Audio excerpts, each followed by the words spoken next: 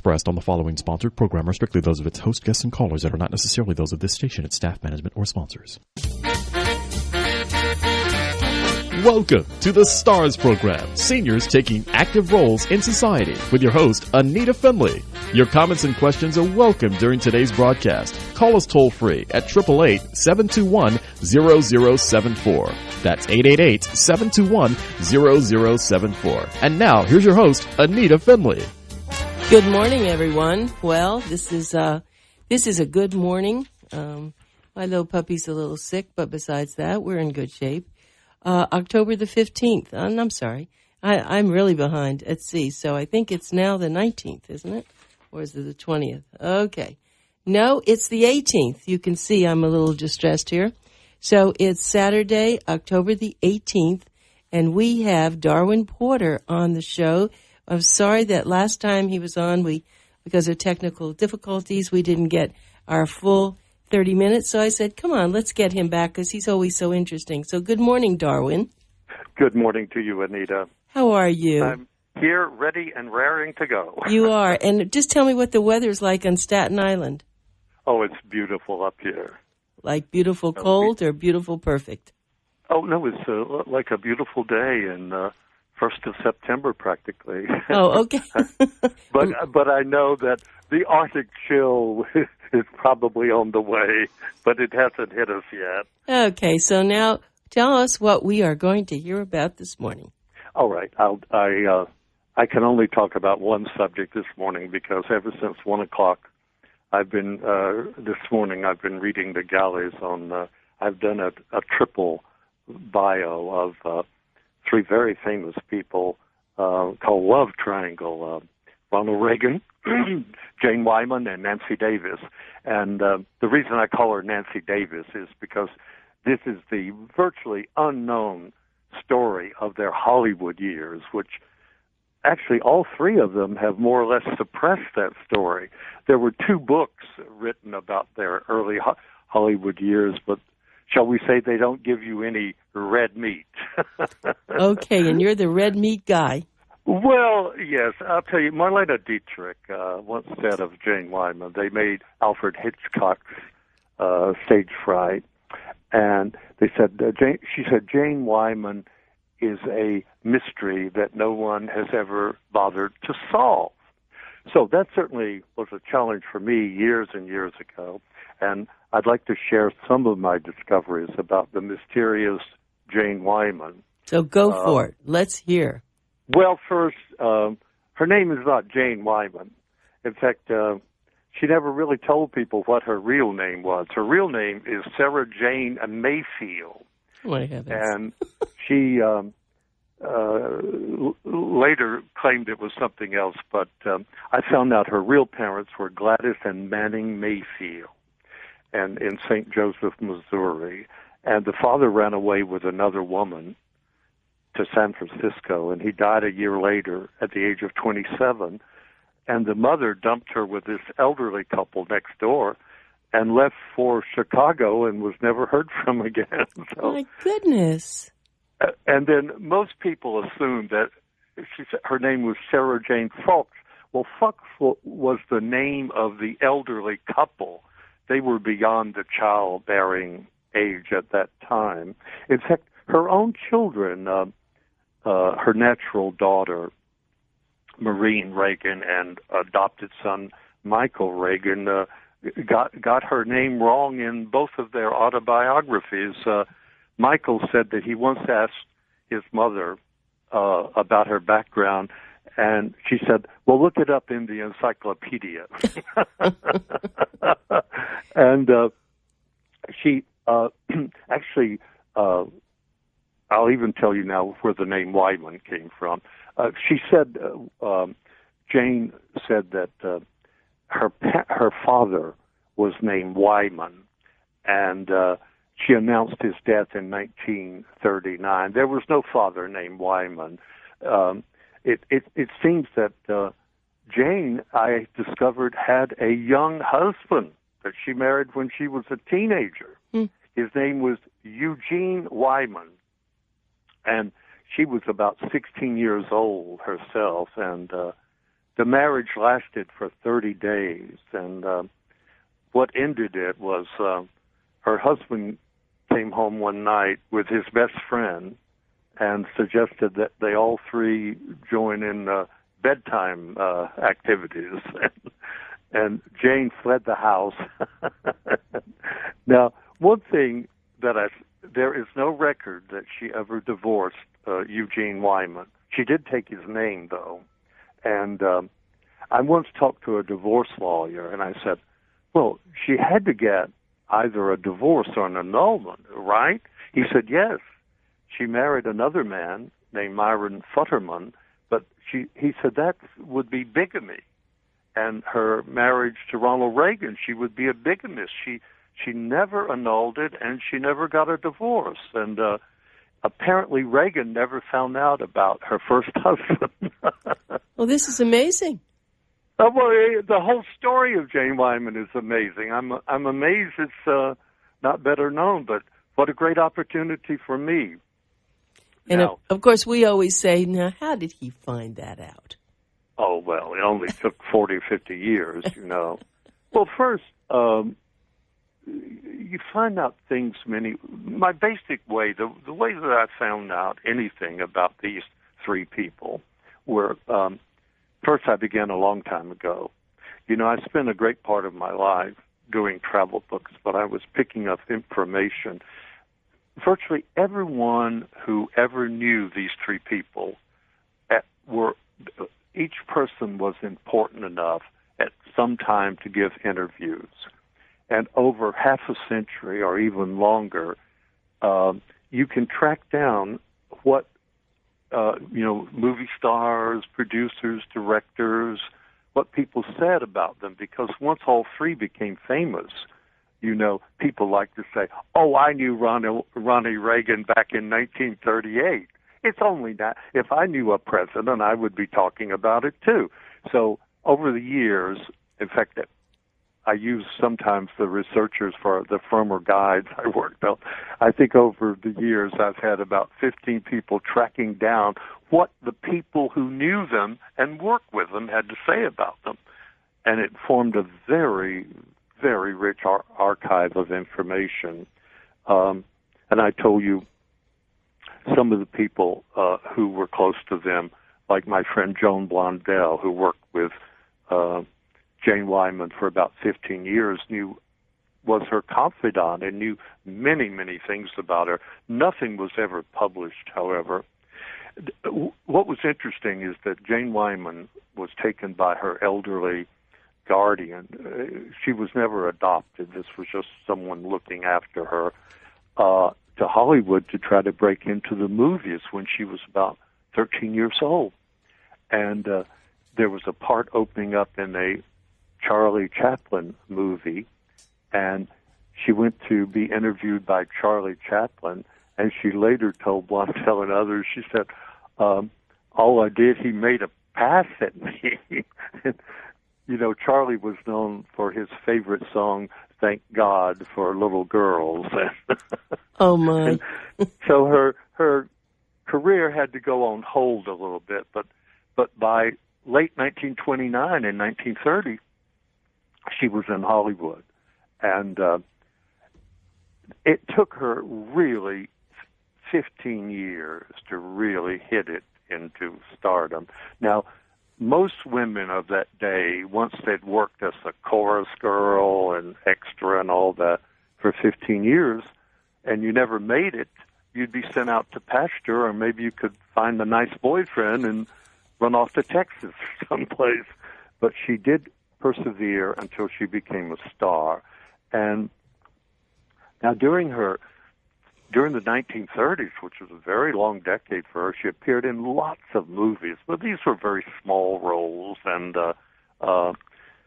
she was known as the Hey Girl. Luella Parsons said she always looked like a Christmas tree. She would come in overdressed and always wore a lot of costume jewelry. Now, this is ironic because she later became the epitome of taste, style, and grace. But we're talking a young woman, you know, hitting Hollywood. And, did did she make the rounds? I mean, talk about, she may have been a B-list star, but she dated from the A-list. Just to throw out a few names here: James Stewart, Henry Fonda, Errol Flynn, Bing Crosby, George Raff, Clark Gable, and then later on Gregory Peck and Peter Lawford. Now,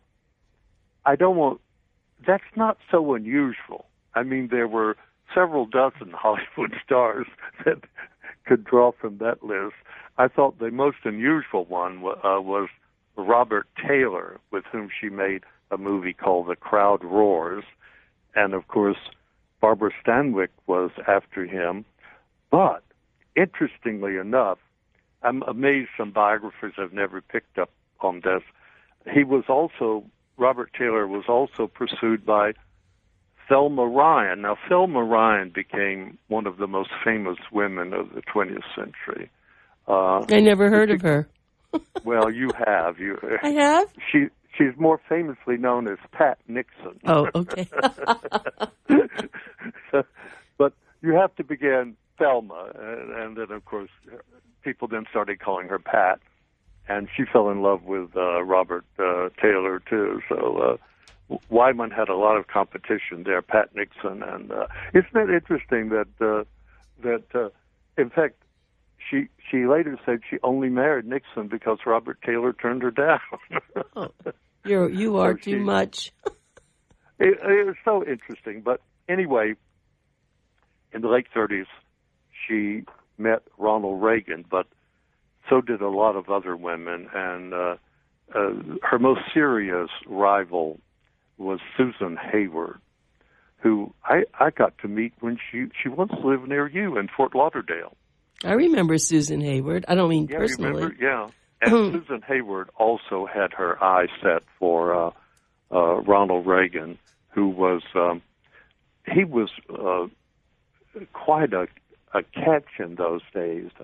He once told a reporter, he said, "I was too shy to ask for phone numbers in those days." Well, he found out that he was speaking from the Midwest. Once he got into Hollywood, he didn't ask for phone numbers.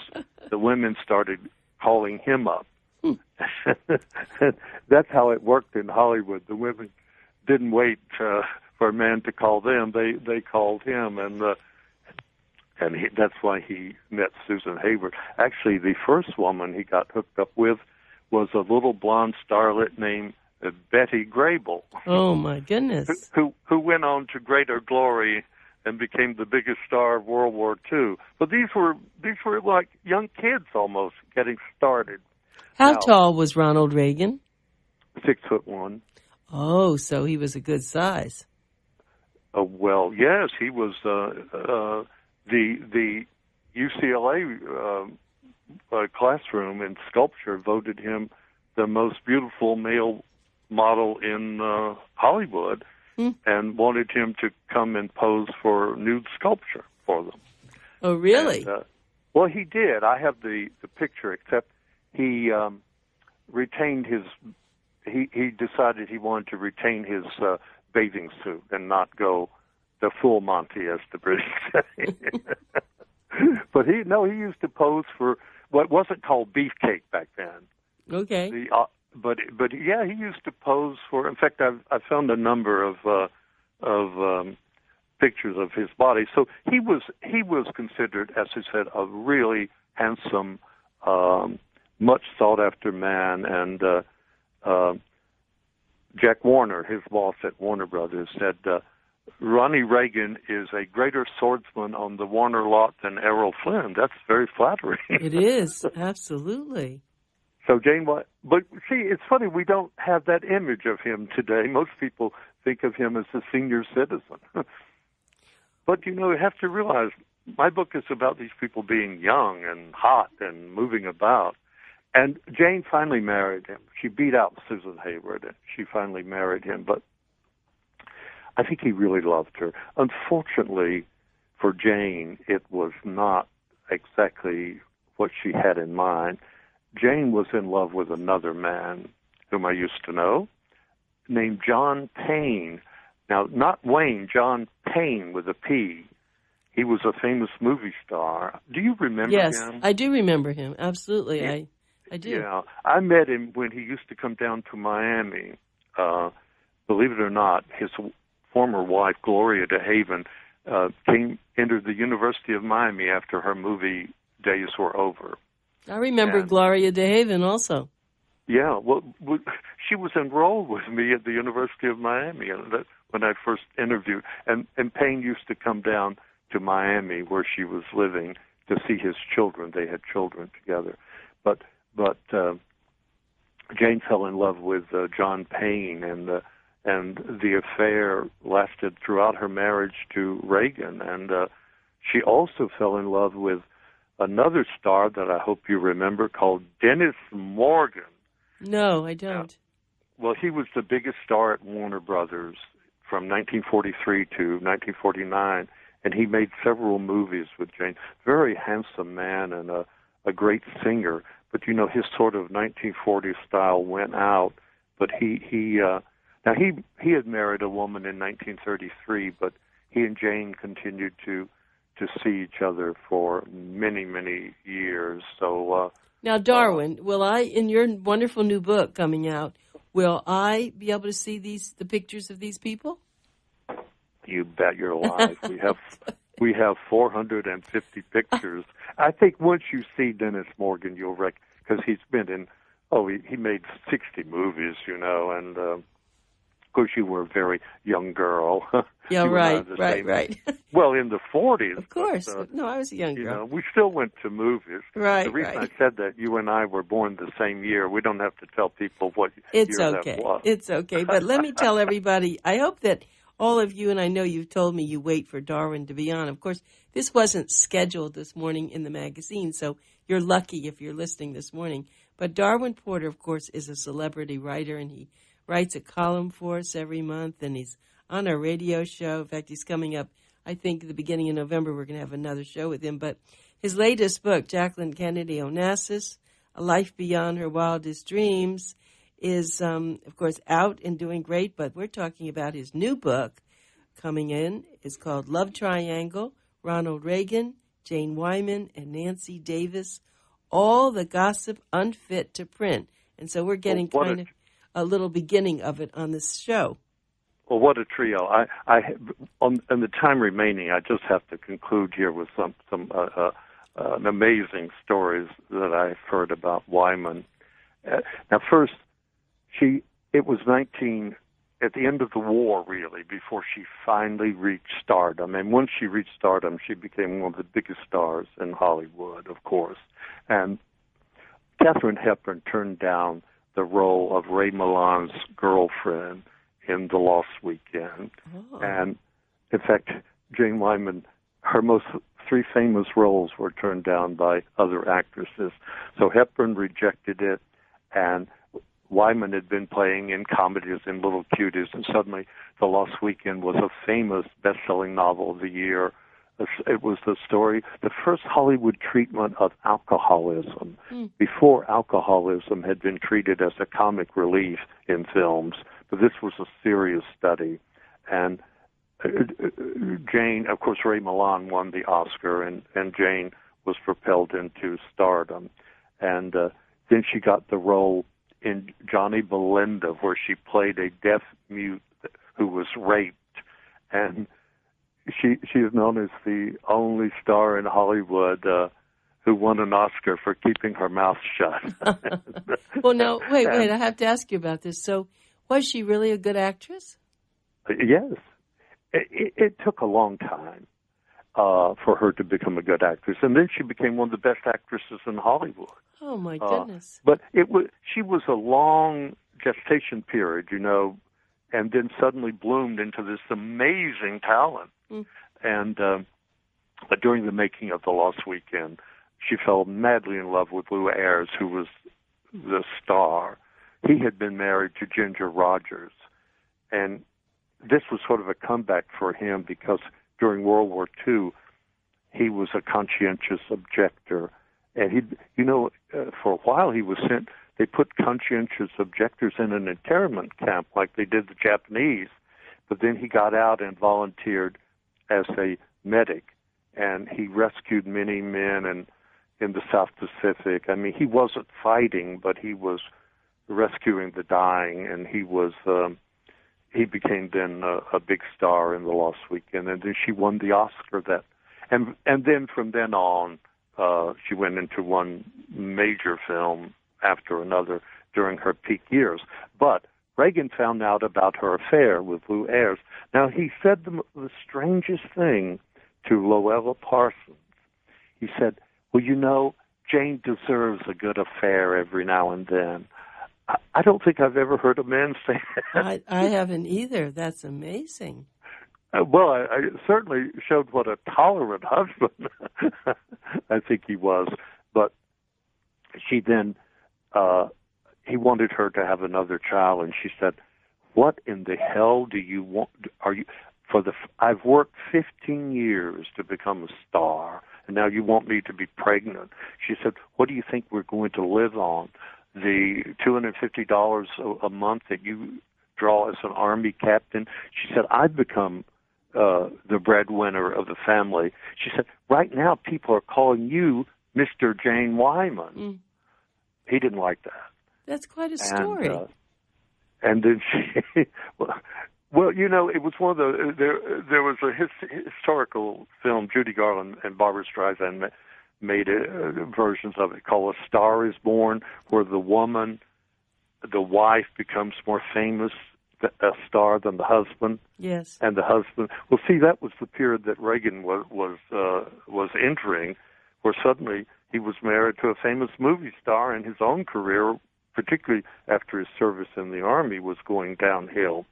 So Jane divorced Reagan, but not before a tragedy. He finally got her pregnant, and they had a little daughter. Jane Wyman named her Christine, and she was born about 11 o'clock in the morning, and she died at 8 p.m. that night. Oh, no. And that was a great tragedy. That was the only child she, other than Maureen Reagan, that was her natural child. And that didn't help the marriage either, and she was very depressed. But Ayres promised to marry her, and she divorced Reagan. And then, guess what? Ayres said, well, I don't think after you and Ginger Rogers, and he'd been married to a famous star called Lola Lane. He said, I want to hold off on marriage. So he didn't marry her, but she went on. Now, here is I hope we have time. Here is such a strange story. So Ayres broke up with her, but she took up with this band leader and musician named Fred Carger. Well, there was another woman after him, a new starlet named Marilyn Monroe. So Jane had to battle Marilyn for Fred. Oh, my heavens. And Fred told Marilyn, I don't think, he had a daughter from another marriage. He told Marilyn, I don't think you would be a good stepmother for my daughter.